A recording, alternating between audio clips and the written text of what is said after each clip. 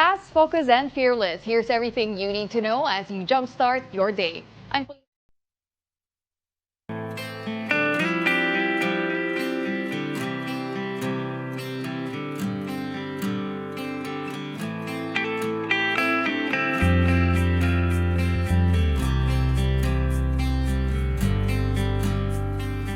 Millions of people are expected to visit their departed loved ones in the Manila North Cemetery today. And mobile journalist Francis Orsio is currently there to give us the latest on the ground. Francis, good morning. Kamusta na ang sitwasyon dyan? Gano'n na karaming tao ang pumupunta sa Manila North Cemetery ngayong umaga?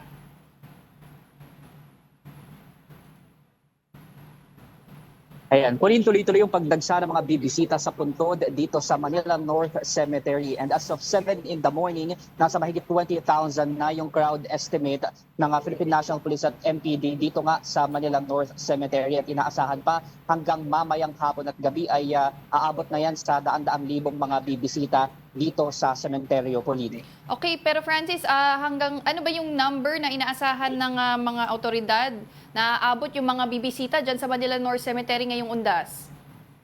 Yes, for November 1 Pauline, kasi kung nakaraang taon ay nasa 930,000 yung bumisita raw noong November 1 last year. Ngayon daw ay inaasahan na ganun ulit karami at hanggang weekend inaasahan yung pagdagsa pa ng mga bibisita at aabot yan sa mahigit 1 million na katao Pauline. Okay, sa ngayon naman Francis, ano-ano yung mga ipinagbabawal? Marami na ba nga nakumpiska yung mga kapulisan dyan? Yes, Pauline, mahigit 100 na nga yung mga nakumpiskang ipinagbabawal na gamit at dalhin dito sa loob ng sementeryo. Ilan dyan yung mga sigarilyo, vape, yung perfume, lighter, yung mga gambling materials, o yung mga gamit pang sugal, pati yung mga matutulis na kagamitan ay ipinagbabawal din na dalhin dito sa loob. At ayun nga, mahigit 100 na yung nakumpiska ngayon ng mga otoridad. Pero Francis, after ba ma-confiscate yan, mababalik pa ba sa kanila o hindi na? Sinabi naman ng otoridad na nakausap natin ay maaaring ma-retrieve or makuha ulit ng mga pumunta dito sa cemetery, yung mga nakumpiska nilang gamit by Sunday or Monday, November 3 or 4. Ito yung araw na inaasahan na mas kakaunti na yung pagdagsa ng mga tao dito sa Manila North Cemetery, Pauline. Oo, pero mas maigi na kung di na nila dalhin yung mga ipinagbabawal na gamit, ano? Francis, para naman dun sa mga ngailangan ng assistance, saan nila pwedeng mahanap yon dyan sa Manila North Cemetery? Kasi bawal nga rin yung mga sasakyan, ano? Pati maraming tao.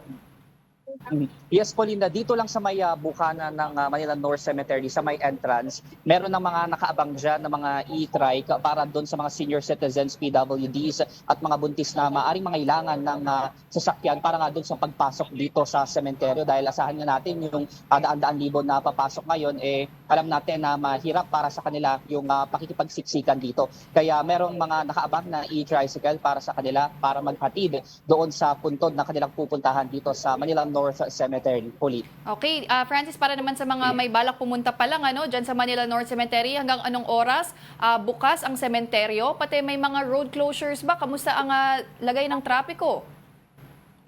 Yes, Pauline, ito nga hanggang alas 7 ng gabi yung bukas or open itong Manila North Cemetery. At para naman doon sa mga daanan na inaasahan nga nating sarado pa rin hanggang ngayon ay dito sa may Dimasalang, sa may Retiro, sa Aurora Boulevard at sa Makiling, dito rin sa ilang bahagi na malapit nga around the Manila North Cemetery. But again, yung Aurora Boulevard, Retiro at saka yung Dimasalang Road, yung ilan sa mga pangunahing kalsada na nakasara ngayon para nga dito sa mga dadaan at pupunta sa Manila North Cemetery, Pauline.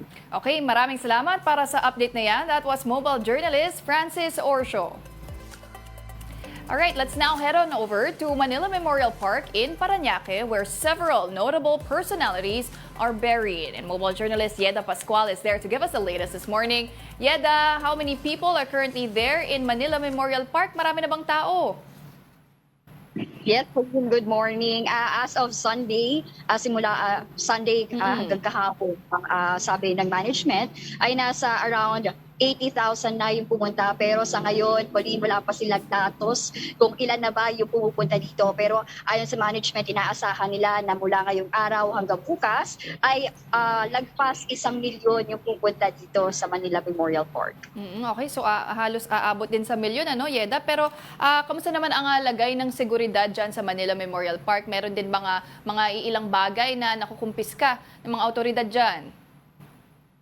So far, Pauline, maayos naman, payapa naman dito sa Manila Memorial Park. Actually, simula kahapon hanggang ngayon, nakita ko na mayroong mga traffic officials, may mga medical units, andyan din ang PNP sa loob at labas ng sementeryo, naglilibot para nga masiguro yung na safety ng mga visitors dito. At so far, mayroon na rin talagang mga nakukumpiska. So talagang, sabi nga, paulit-ulit na sinasabi ng management ay sana sumunod yung mga visitors sa mga ipinagbabawal na dalhin dito dahil meron pa rin mga nagdadala ng mga lighter, ng mga gamit, ugal. So ayan talaga talagang pinagbabawal yan dito sa loob ng sementeryo. Oo, mga pampasugal, no? Sugal, paraphernalia, pati yung mga pampaingay.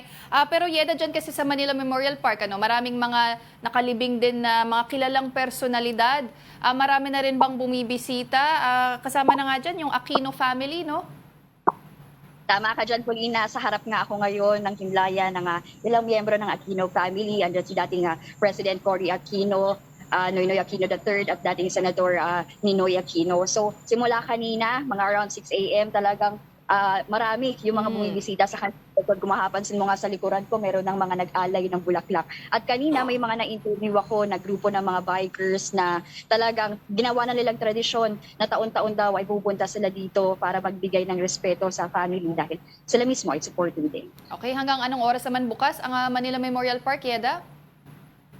Huli ng next sa ibang sementeryo, Manila Memorial Park, simula kahapon hanggang bukas, ay bukas ng 24 oras. So dito po pwedeng mag-overnight, pwedeng magpalipas ng gabi. At pagdating naman ng November 3, bukas sila ng 12 midnight hanggang alas 6 ng gabi. At sa November 4, babalik na sa regular operating hours na 6 a.m. to 6 p.m. Okay, maraming salamat, mobile journalist Yeda Pascual.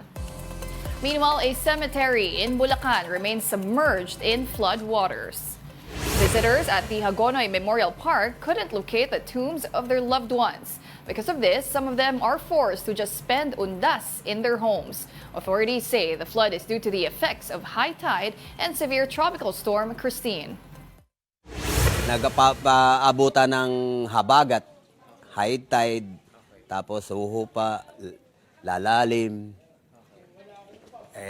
Katulad niyan, hindi na natutuyo yung tubig sa loob. Let's now take a quick look at today's other headlines.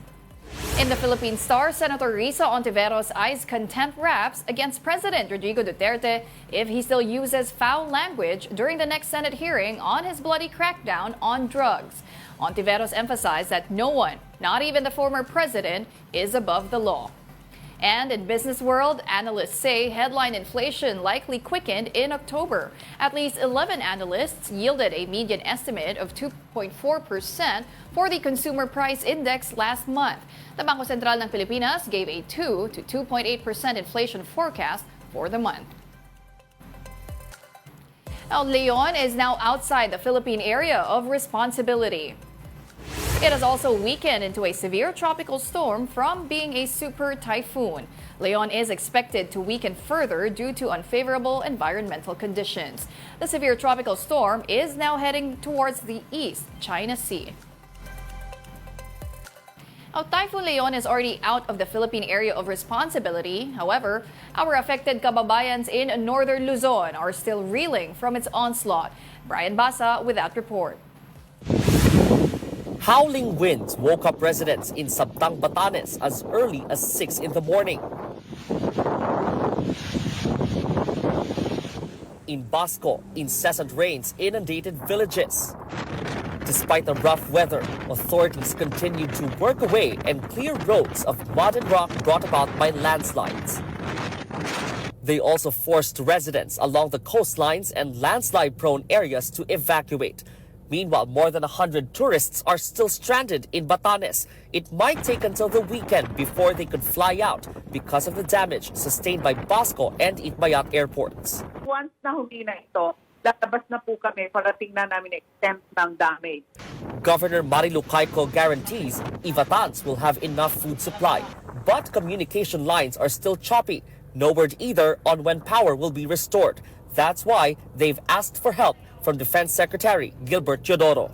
So ang hiling ko lang naman is kahit na 2 o 3 biyahe lang ng 130 para lang magdala ng family food pack para sa bawat pamilya po.